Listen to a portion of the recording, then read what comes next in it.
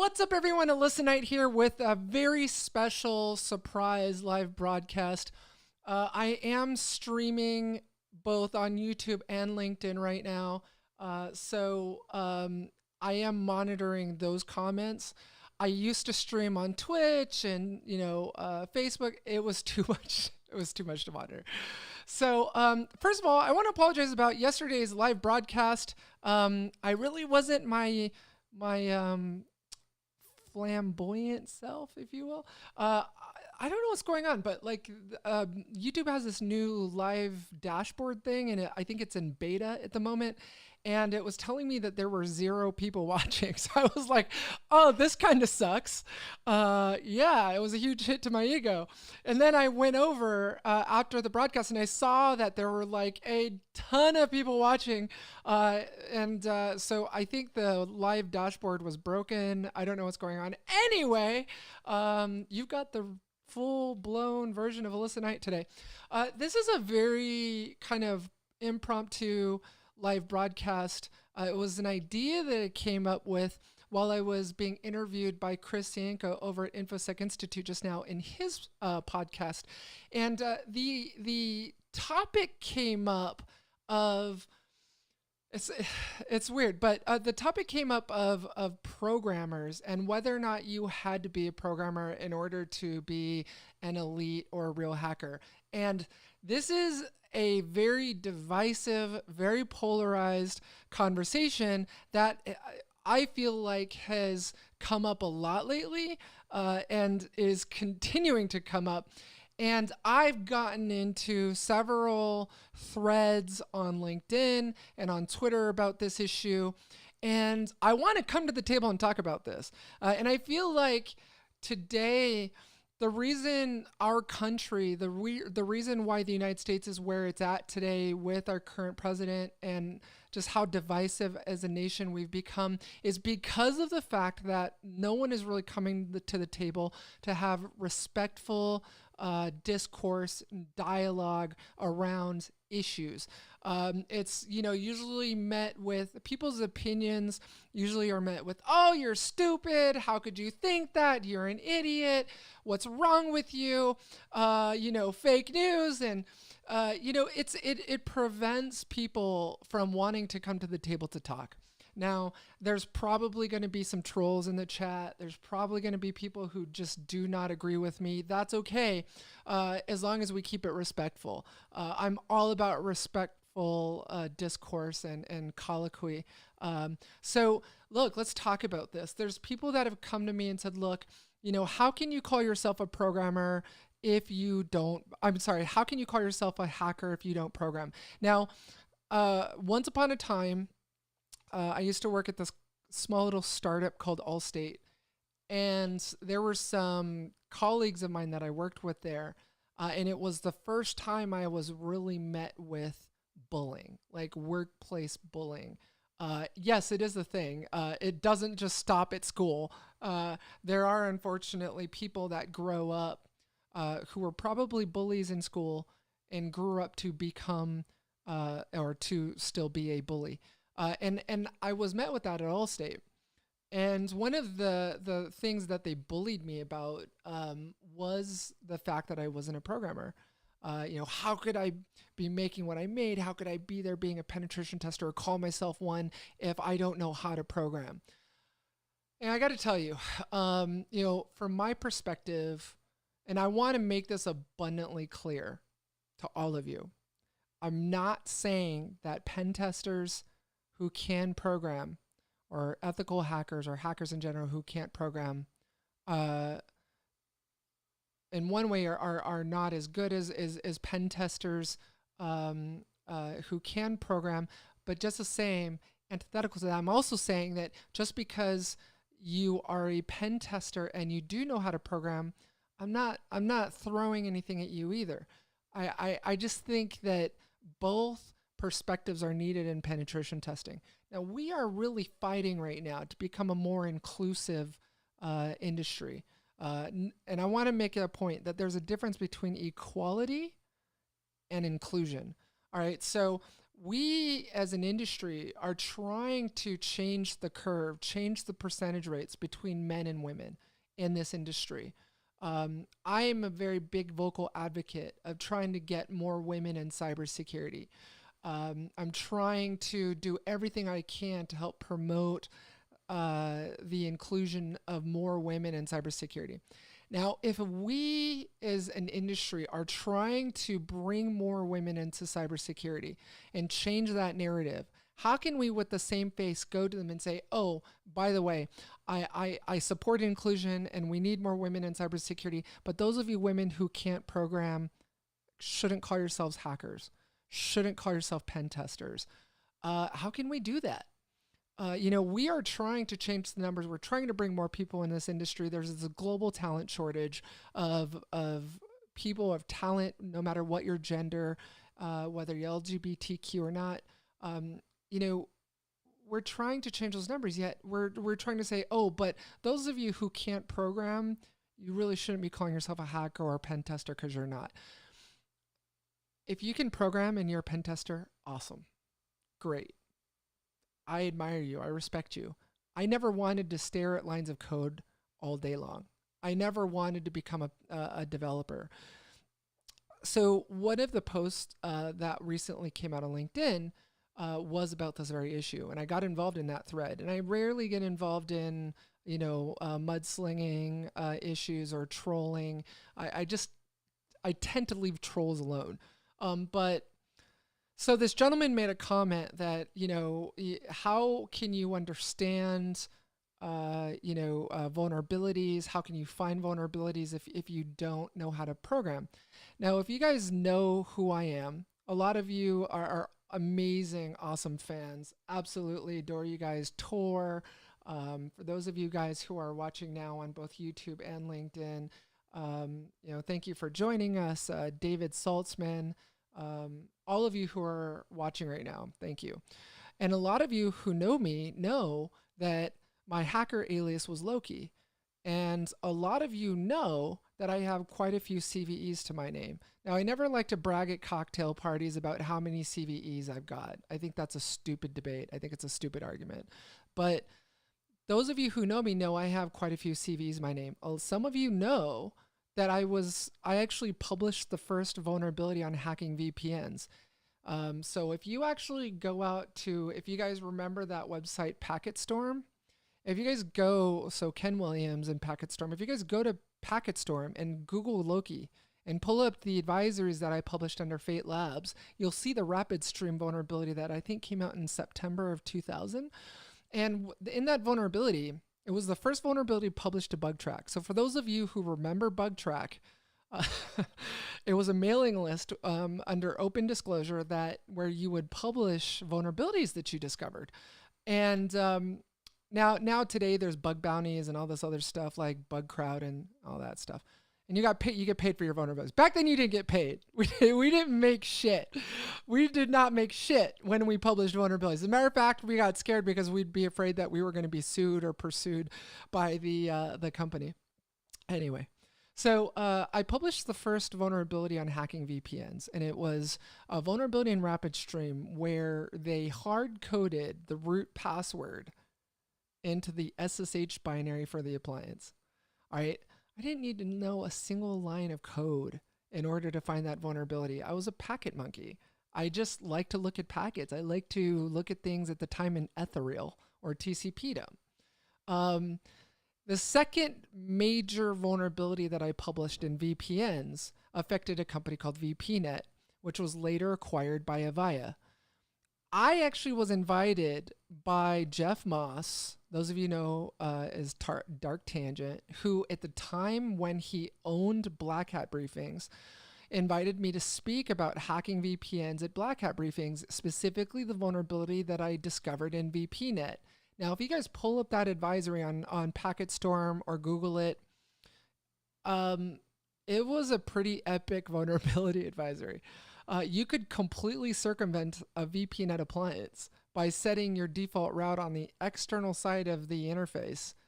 You could completely just circumvent the VPN. The VPN would route your traffic to the inside network from the outside if you set your default route to the VPNet appliance. Secondly, there was another part of the vulnerability where the VPNet appliance would actually pass source routed packets. So if any of you guys can tell me in the comments what you get with source routed, with it passing source routed traffic to the internal side, is you get what? The ability to execute the hack remotely without having to be directly connected to the VPNet appliance.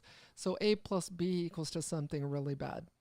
Hey, cybersecurity minion, thanks for joining us. It's good to see you. Love you to pieces. This was a pretty epic vulnerability. You guys, girls, I didn't have to know a single line of code. Tell me what programming language I needed to know to be able to publish any of those vulnerabilities. Look at the other advisories I published on BugTrack. Pull up the other exploits and vulnerabilities on PacketStorm. You guys, I'm not a programmer. All right. So I challenge anyone out there. I know it's you, Rachel. I know you go by Cybersecurity Minion. Of course. You're like my biggest fan. I challenge you to come to me and prove to me that, for any real, I'd love to have this dialogue, this discussion, this debate over, do you really need to program in order to be a hacker? I challenge you and tell you, no, you don't. Look at the applications today. So let's say, okay, you guys go on my LinkedIn and look at my activity. You see that comment that was posted on my, the announcement of me being nominated as Female Hacker of the Year? You see one of the comments on there? I'm not going to point him out, but one of the comments on there was, have you written a buffer overflow? Have I written a buffer overflow? Okay. I could do an entire live broadcast on that one question. Okay, so first of all, my first reaction is, how many applications are we actually running a setup.exe file on? Like, everything is moving to the cloud. Everything is like a web app now. What the hell do buffer overflows have to do with that? I don't understand it.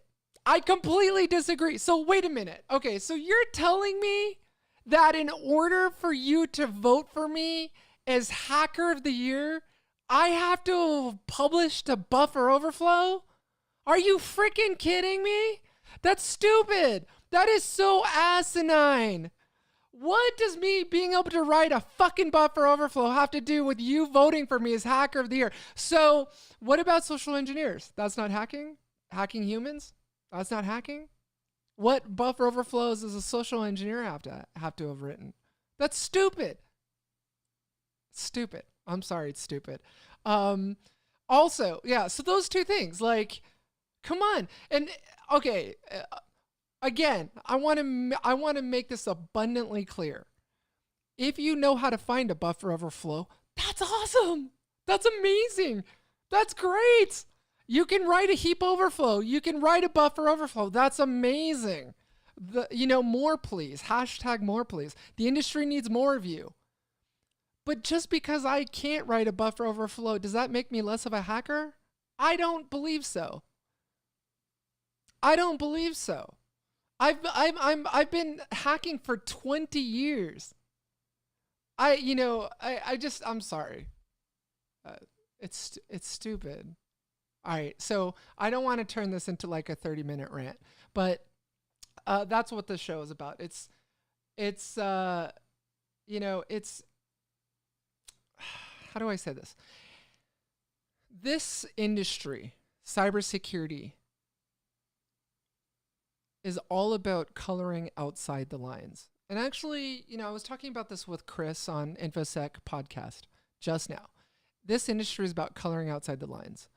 We need every flavor of ice cream out there in order to be able to keep ahead of the adversary.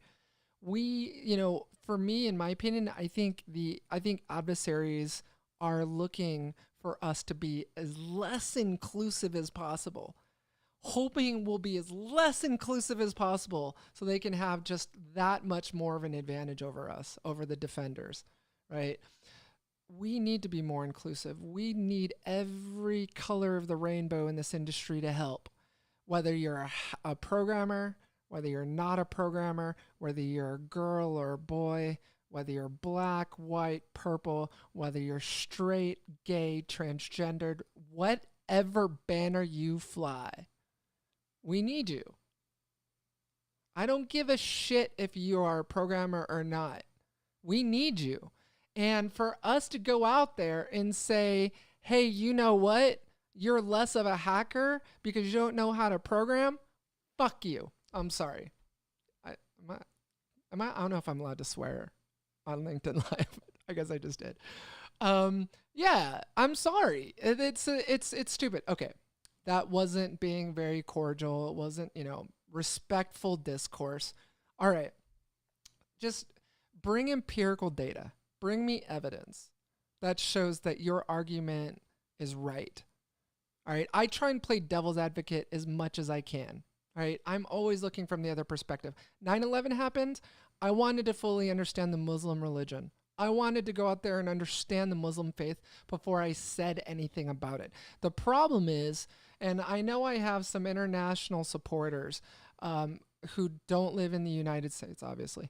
I think the biggest problem that we as Americans have is we are all too often quick to put our opinion on something or opine on something without fully understanding it. Shame on us. Shame on us. Because what I think we need to do is before we comment or say anything about anything is we need to get off of our ass and we need to go out there and we need to research it. We need to learn more about it. Right? So and here's the thing, and I was having a conversation with someone about this here today, and I promise I'll get to these questions and comments on this chat here in a moment.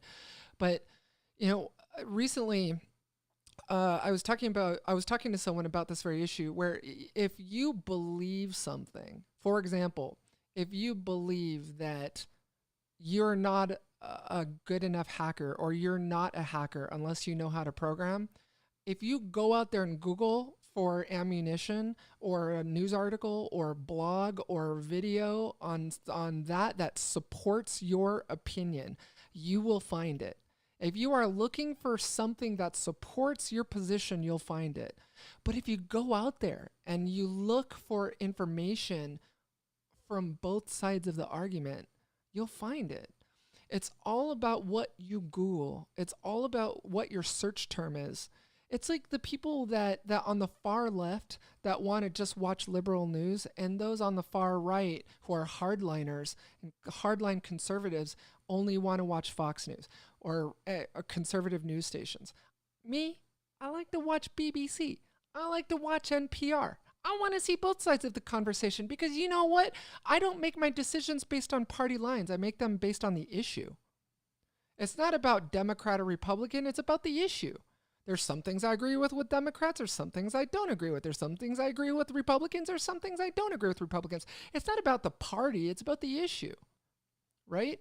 So, right now it's LGBT Pride Month, right? Oh, my watching numbers are skyrocketing right now. It's probably because of all the 4-letter words. I apologize about that, by the way. If you guys have kids around you, I will stop the 4-letter words. But right now it's LGBT Pride Month, and I was sickened by the fact that our president, and this is the first time I've ever seen this before in my lifetime, actually leave a stain on Pride Month, where the president recently came out and rolled back Obama-era healthcare protections for transgendered people, rolled back health protections for trans people. Now, a lot of you may not know this, but I'm transgendered. Yeah, I get that a lot. Like, oh my God, you're trans? I had no idea. I take that as a compliment. Thank you. But, I don't talk enough about this because historically I've never wanted trans to be part of my narrative, meaning that I didn't want to be a beautiful trans woman. I wanted to be a beautiful woman. But shame on me because the suicide rate is so high in the trans community and the murder rate is so high that I should be more vocal about being trans. I should be this sort of, true north for trans children who are killing themselves because they're trans. Did you guys hear about that girl? That young girl, I think she was 11, threw herself into an oncoming traffic in front of a semi truck and killed herself because her parents didn't support the fact that she was trans. It was unbelievable. And if I in my success, right? I feel like I've amounted some success in my life. I've sold 2 companies. I'm in the process of an M&A on my boat on a third. I've started a venture capital fund. I'm a published author. I've just got 2 new book contracts. I'm writing a screenplay. I feel I'm successful, but I'm never satisfied. It's never good enough. And so if I can be a beacon of hope for them, for trans people to know that, hey, look, success is possible for you. You don't have to go into the adult entertainment business. You don't have to get into the sex industry just because you're trans. Your success in life is predicated on whether or not you are willing to accept no as an answer. And that's whether you're trans or not. Anyway, okay, so I've gone off on a tangent. But, one of the things that I want to do is really address this issue. Now, I'm going to have a panel. I'm going to host a panel discussion. I'm going to host a debate where I want all of us to come to the table. I'm going to select some people who believe that you are not a true hacker unless you know how to code, and people that don't believe that. I will be one of them.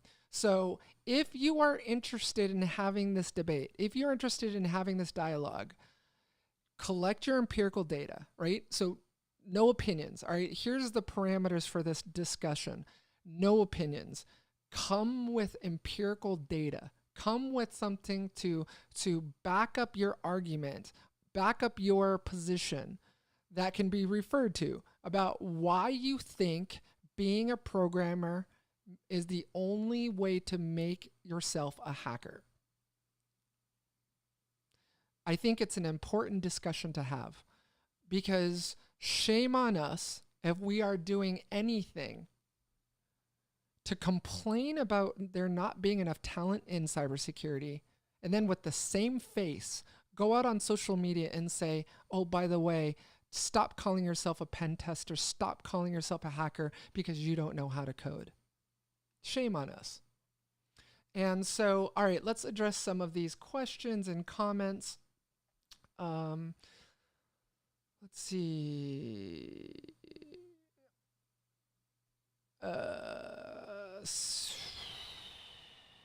Some bantering back and forth. Where's her CVE or the comment she got on LinkedIn? Oh, Tor. So it should be in my activity feed where you'll see this exchange back and forth between myself and this individual. It's pretty recent. I want to say like maybe last week. I'll reshare it if you guys want. If you guys can't find it, it was crazy. It was crazy. You guys need to get involved in that thread and I mean, you don't have to support me, get involved to read it and see what's going on with that argument. Obsidian Arrow saying, I would argue that someone could be a hacker without having to be technical at all. After all, most people that can write a buffer overflow aren't very charismatic. I mean, social engineering. Obsidian, you make a really good point, right? So like, what about the Kevin Mitnicks of the world? What about the social engineers of the world? Man, in this day and age, why go through the perimeter? Why go through the FTP server, or why go through the web server when you can just pick up the phone and social engineer someone into clicking on a link? Why try and go through the edge when the edge doesn't exist anymore? When you're trying to target a company as a hacker, why am I going to try and exploit a public-facing vulnerability that's got no exploit written for it? Right? When, okay, fine, if I were a hacker, I could write one, maybe. That's supposing that just because you're a programmer, you can write an exploit for any vulnerability you find. How arrogant is that? How arrogant is that? Right? So, and, if I'm targeting a company, if I can just email someone or message them on LinkedIn to click on something, hey, here's your annual report. Here's your annual report. Click on it for your raise information. And instead it's a backdoor installs poison ivy, just hack the human. So no, I don't agree that in order to be a hacker, you have to know how to program. So great point, Obsidian. Let's see. Bushan, it's God's gift to be transgender. I agree with you. That's a great comment. Thank you. More supporters. More, please. Let's see. Rachel says, honestly, why does anyone give a crap about how a wonderful mind is packaged? Oh, man. Great comment. That's why you're one of my best friends. You're my bestie, Rachel. That's a great comment. Yes, applause, please. I've been conversational all week about all week long about how we've created the gap. Yeah, I mean, it's like instead of trying to be negative Nancy's, instead of trying to figure out, how can we keep more people out of cybersecurity, why don't we just say, hey, look, of whatever walk of life you're from, whether you know what the hell printf is or what SQL injection is, come on in. We'll teach you. Whatever you want to learn, we'll help you. The talent gap is happening for a couple of reasons that we can change right now. In our community, bullying like Stack Overflow person. Yeah, I agree with you, Rachel. There isn't just one reason that there's this problem. By the way, I just got this new t-shirt. I don't know if you guys like it. See it? I'm not weird. I love that. It's a great t-shirt. Well, I am weird, but I don't know. I like it. Yeah, I mean, here's the thing. There isn't one reason. There isn't one single reason that there's this talent shortage. It's not just one thing. Just like there's not a single, magic bullet, single silver bullet for in cybersecurity issues. My LinkedIn page froze. So I've just refreshed it and I see some comments coming in. Irfan, thank you. Thanks for joining us. Yes, I agree. Laughing out loud, buffer overflow. You don't need to be a programmer in order to be a hacker.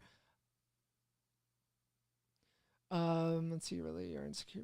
Yeah, Irfan. I've worked in cybersecurity for 20 years. My first job was in 2000. Obviously before my first job, I was hacking.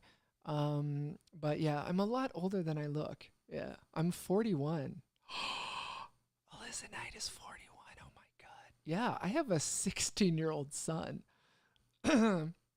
Yeah, so I've been in this a long time. It's funny. I don't know if you guys noticed that about cybersecurity, but the same vulnerabilities keep reappearing. They keep showing their ugly head every few years. We just don't learn from history. Let's see. Don Green, great point. Souls don't have an XX or XY. I'm assuming you're talking about chromosomes. I agree with you. I am a woman. Hey, you know what? I do want to address this too. This is a very controversial subject. And there's some of you that will not agree with me. I don't care. Try and find my car to key it. No, don't stalk me. Don't look for my car. Okay, look. Some of you may not agree with me, but there is also a narrative being passed around that if you're a trans woman, you should not participate in women-only sports. Okay, let me explain, because even Seth Rogen said this on. Seth Rogen, if you're listening, invite me on your podcast. I will be glad to debate this with you, because this actually came up on his podcast. And it's been passed around by other people as well. So let me explain something. I transitioned in 2008. I was 29 years old when I transitioned. When you start HRT, your upper body strength depletes. Okay?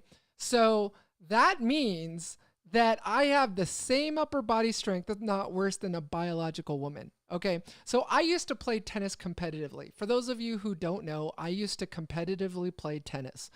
And there are some biological women, my mother included, who is like 65, who can wipe the tennis court with my ass. So, Uh, I used to be in martial arts. I was in Kikido. There are some biological women that could kick my ass. All right. So this whole thing of it's wrong for trans women to be participating in women only sports. I'm sorry. That I'm not saying that you're ignorant if you believe that. You just need to be educated. All right. Um, you know how many arm wrestling matches I've lost to biological women? Look at this. Do you see any muscles there?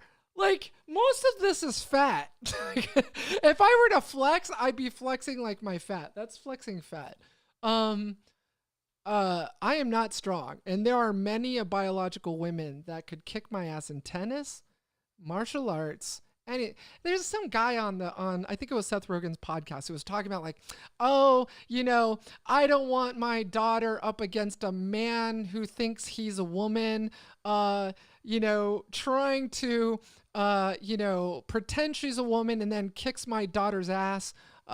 Dude, please. The argument is stupid. Okay. All right, I've gone to tangent. All right, there's some other questions and comments here.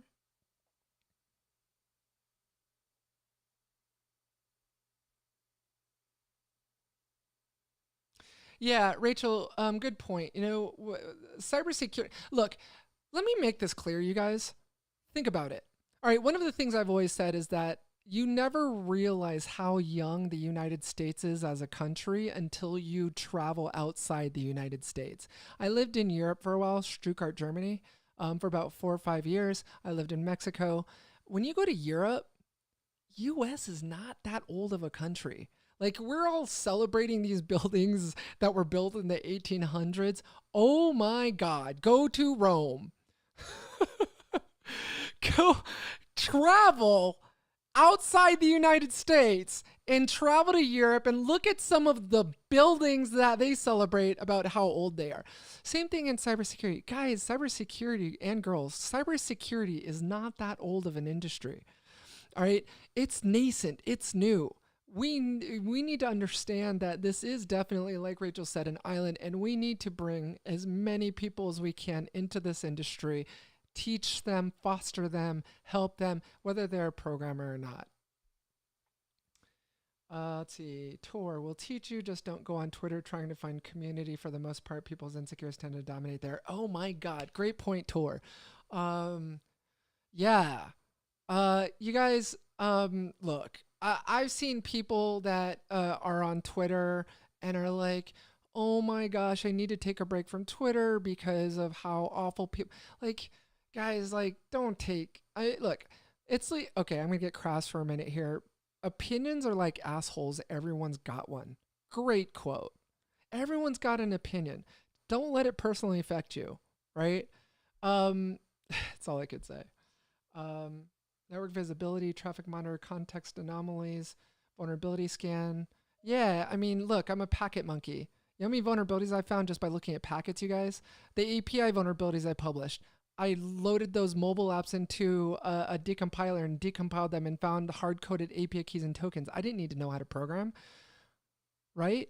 You guys go on my YouTube channel, or you should already be there because of my live stream. But subscribe and hit that bell button, by the way. But if you go on there, you'll see the video I published where I hacked that European bank and they allowed me to videotape it. They allowed me to record it. I intercepted the bank's mobile app traffic and found the vulnerabilities that way. You guys, stop saying that you have to be a programmer in order to find epic vulnerabilities or even to be a hacker. It's just stupid. And how often do you get the access to the source code anyway for an app? Really? All right. Let's see, Brushan, how can we check that our system is hacked or not? Some basic information. Probably out of context for this discussion, Bushan, but great question. That's called digital forensics. Hey, there's a great tool you can download for free called Redline. It's created by Mandiant, now FireEye. It still is available. If you run Redline on a system, you can quickly find out based on its checks whether or not it's been popped or not, in which you can then execute further digital forensics on the system by grabbing an image of the drive and analyzing it. Woo! Brings back my forensic days. Wasn't that great? Yes. I used to be a forensic analyst. Headers, let's see. Do certifications like A+, Network+, Security Plus really need a job in cyber more important than a degree in? Cookies 90, great question. The certification mill. I had my GCIA. I did the SANS GX Certified Forensic Analyst course. Those $5,000-$6,000 courses. I'm not gonna knock certifications. Yes, they're good to get past the HR rep who doesn't know what the heck a buffer overflow is, to get in past that interview. OSCP, great certification, and isn't $5,000. I'm not going to continue to knock SANS. But why are your courses so expensive? Even taking a SANS course online, it's the same price as doing it in person. WTF, man. Sorry. All right, I'm done. Certifications are great. If you have the time, if you have the money, you can do the lab exercises. That's great. You can learn and memorize the things you need to do to pass the exam and continue to stay up on your points to continue to maintain it. But just remember, SANS Institute, it's a business. It's a for-profit business. ISC Squared, it's a business. All of these companies that run these certifications are businesses. They're in the business of making money. All right. I interviewed someone that had their CCNA, had every Cisco cert under the sun, and they couldn't tell me what the 9th byte offset of an IP header was. It's the TCP header. So if it's 0x06, it's TCP. It's the protocol header. It's what you'll find after the IP header. They couldn't deconstruct a packet for me. And they had like every Cisco cert in the world. How was that possible? Go get your certifications if that's something you want to do. And it's a great way to learn too. Like studying for your CISSP, it's like a mile wide, inch thick kind of thing. Yeah, it'll teach you a lot of stuff, but don't be in it to get the cert. Be in it to learn. Read the CBK. You'll learn a lot studying for certifications, but don't stop there. Understand that you need that hands-on experience. Understand that you need that real-world experience beyond the certifications. Yes, Rachel, please definitely share. Hey guys, girls, I finally hit 1,000 subscribers on YouTube, which allows me to join the YouTube partner program. But I don't have the 40,000 hours of watch time. So please definitely help support me. If you're trying to figure out how to support my content, go on there, watch my videos. It helps towards my watch time. So if you can help me with that, that'd be great. Obsidian Arrow says, let's be honest here. With ransomware as a service, it doesn't matter if you can buffer overflow. If your network is getting pwned by Timmy in high school, well, he's a bad actor, and guess what? He pwned the company. Very good point. Who is this Obsidian Arrow? Who are you? You are like super smart. It's just things have changed so much, right?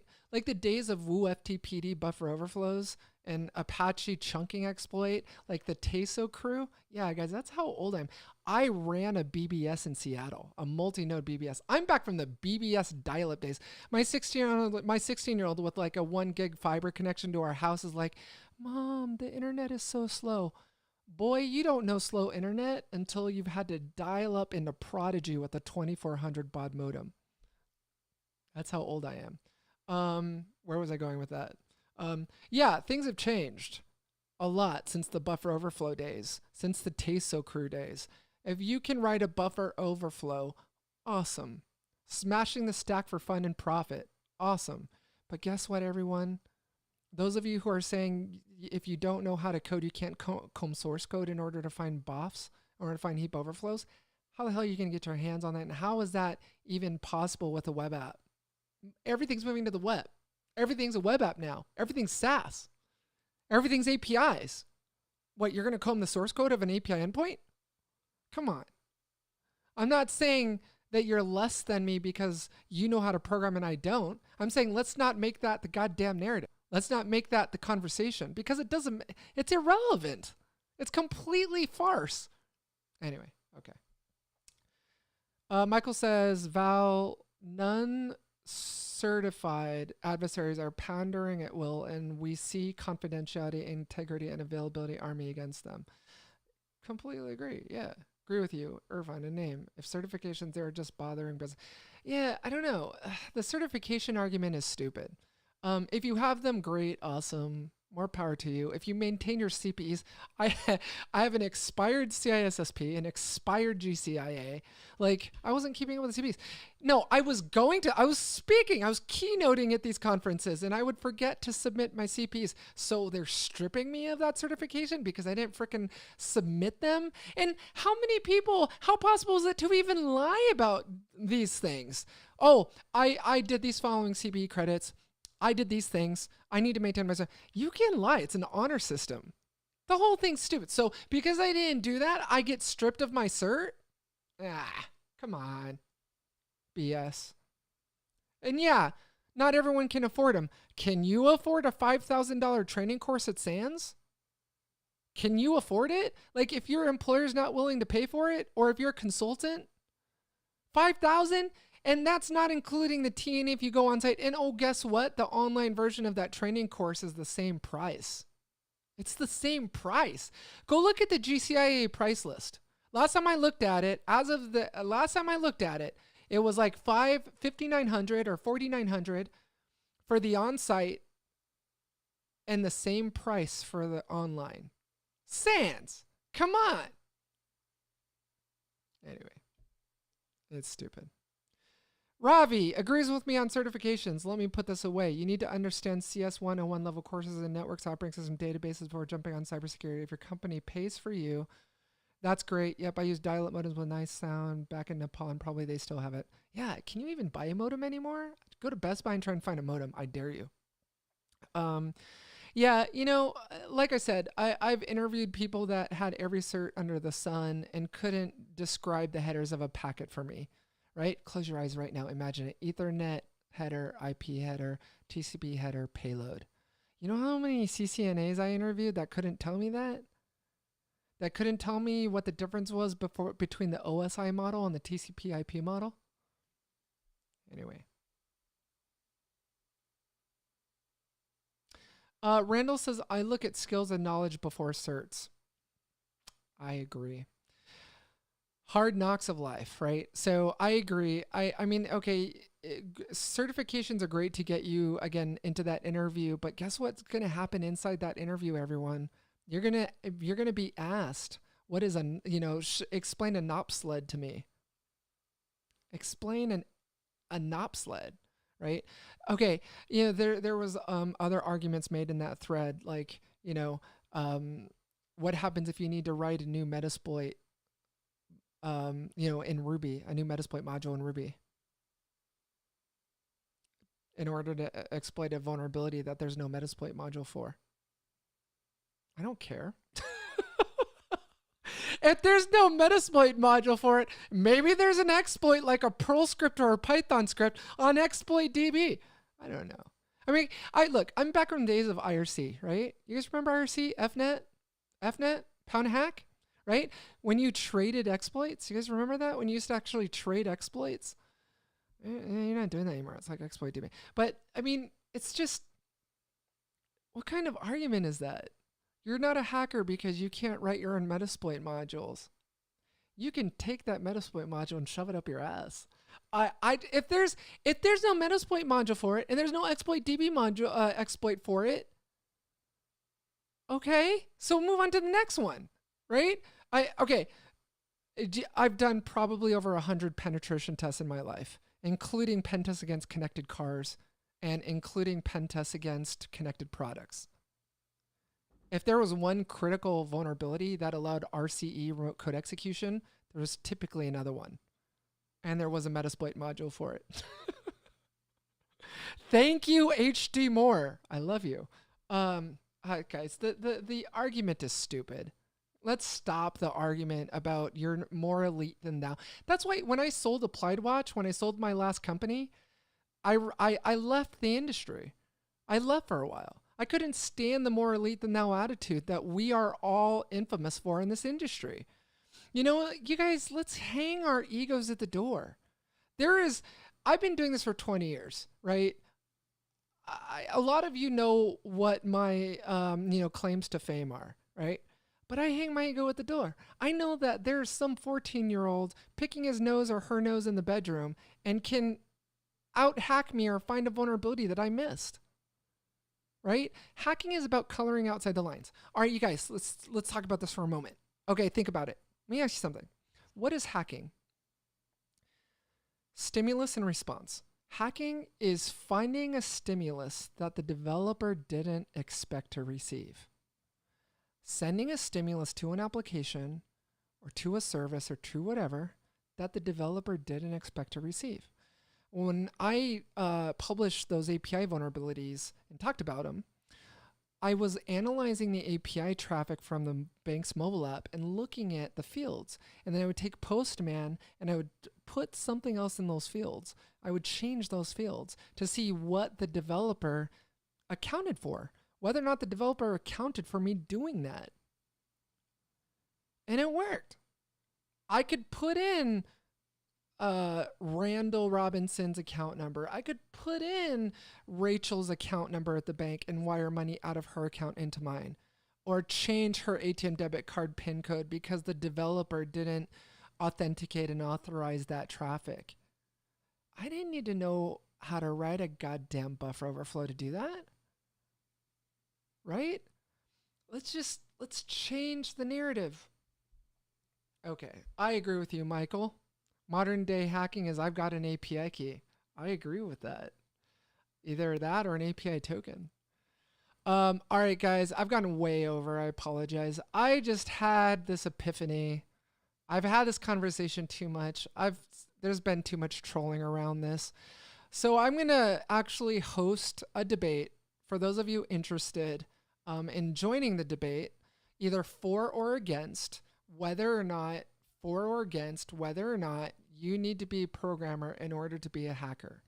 So I will reach out to the individual who started that, who was trolling that thread, saying in order to be a hacker, in order to be a pen tester, you need to know how to program. I'm going to approach them and see if they'll participate in a debate with me. That shit's going to be epic. So stay tuned. Follow me on YouTube. Subscribe to me, hit that bell icon. I upload a new video and a live broadcast every week. I upload a new article every week. Follow my content. Support me by sharing it to your network. Support me by liking it. Help out us content creators. I love you guys. I wouldn't be anything without you. Thank you so much for joining me. Stay safe. Stay healthy out there. And until we meet again, which is at 5 o'clock, yes, the live broadcast is still happening at 5. I will be covering the first 3 chapters of my book, Hacking Connected Cars. I will be going into detail of each chapter. Also, guys, girls, if you liked my book, if you've read it, if you bought it and you read it and you like it, do me a favor, go on Amazon and write a positive review. I've got a couple trolls on Amazon that are writing bad reviews about the book. I actually found out one of them was working for a competing company, so it's a competitor. I don't know what the deal is there. Write a positive review about my book on Amazon. I would greatly appreciate it. Support me. I love you guys and girls. Let's help each other out. Let's stop this narrative of having to be a programmer in order to be a hacker, and let's be more inclusive. Remember, inclusion is not the same thing as equality. Let's be more inclusive. Take care, guys.